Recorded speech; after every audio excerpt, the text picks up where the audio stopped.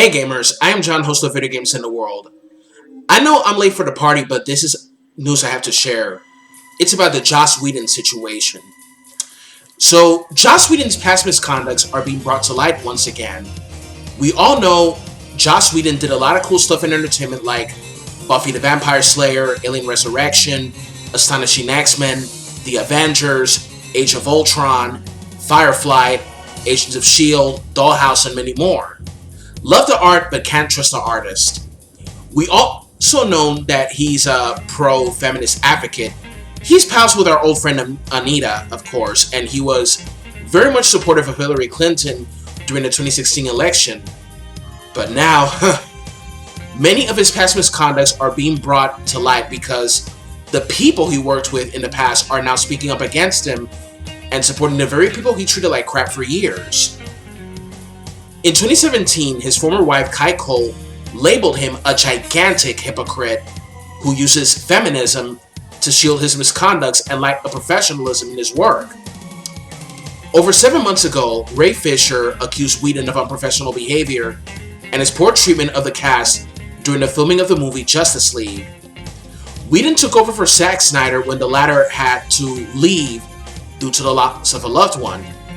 I thought it was boring, the Whedon version, but let's see how the upcoming Snyder Cut turns out.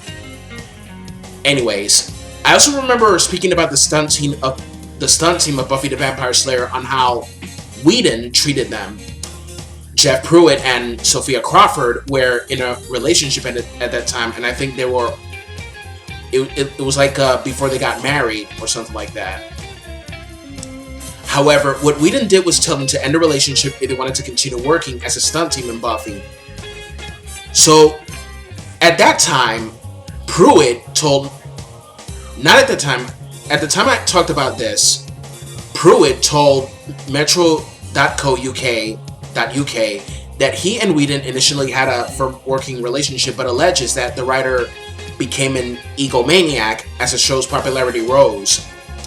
He went from the humble writer who used to turn to me for ways to shoot fight scenes into a real egomaniac who believed his own hype. Then again, maybe he was always that way and I was simply too naive to see it, as he never showed that side to me before. We'd always supported each other. Sophia Crawford told the trade that she enjoyed her time working on the series and that Pruitt and Whedon had a falling out, which she believed could have been resolved. She said, "I really loved Buffy, but honestly, Joss and Jeff had a bit of a falling out, and I'm sure it should have been resolved. Could have been resolved if they have just talked it over." Pruitt also alleges that before he and Crawford departed the show, Whedon told him that no one will ever hire them after that. Pruitt went on to say that he's experienced instances in which he will be offered a job and will suddenly vanish. Que cabrón ese tipo. Joss Whedon, of course. Que cabrón. And now, you got more people coming out accusing Joss Whedon of unprofessional behavior and misconduct. All these stars from Buffy and other projects, such as Michelle Trachtenberg, Charisma Carpenter, and Eliza Dushku, and Sarah Michelle Gellar. Even Firefly writer Jose Molina accused Whedon of his cruel attitude towards the female writers, even bragging about them making them cry. What an a-hole! Que cabrón! Dios mío! So, now, Buffy and Angel stars and writers are joining Carpenter to stand with her as well. Buffy star Amber Benson wrote on Twitter, "Buffy was a toxic environment and it starts at the top. At all charisma is speaking truth and I support her 1%. There was a lot of damage done during that time and many of us are still processing it 20 plus years later. Hashtag I stand with Ray Fisher. Hashtag I stand with Charisma Carpenter." Molina then replied to Benson on Twitter, adding his own take. "Casually cruel is a perfect way of describing Joss. He thought being mean was funny. Making female writers cry during a note session was especially hysterical. He actually liked to boast about the time he made one writer cry twice in one meeting. Hashtag I stand with Charisma Carpenter." Damn. So, Eliza Dushku, not only known for her role as Faith in Buffy, but I remember that I saw her as a kid in the movie That Night, which I saw when I was 10. But certain scenes, my older sister covered my eyes. And also, I remember watching her in Bring It On, in True Lies, and also in Bring It On. And I'm sorry what happened to her during the set of True Lies. I support you, Dushku. As I was saying, Eliza Dushku went on to praise Carpenter for making her statement in spite of the fears she admitted to having.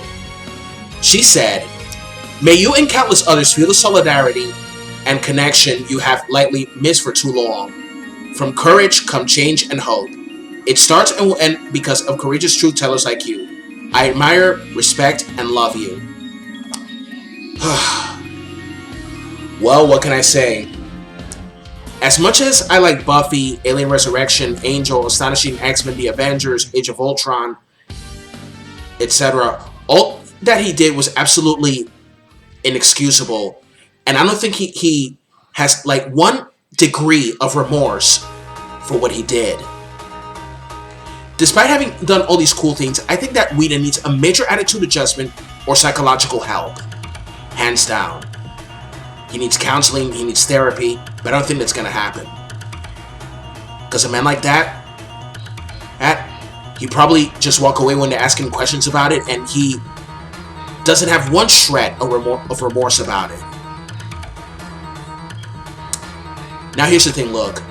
When you mess up with people, there has to be something deep within you that makes you have some remorse and a desire and a willingness to change and be a better person. His attitude toward all the people he worked with is just cowardly, stupid, and proves how much of an ass he really is. There were people who will side against him. Those, of course, who side with Cole, Fisher, Trachtenberg, Geller, Carpenter, Dushku, Molina, Pruitt, and Crawford. But there will be people who defend him, of course, which is pretty sad and not very smart of them to defend him. Why is that? Because he's their woke bae. Then again, love the art, but don't trust the artist. And that's all I have to say. Don't forget to comment, share, subscribe, and hit that like button. I am John of Video Games in the World. Have a good one. Later.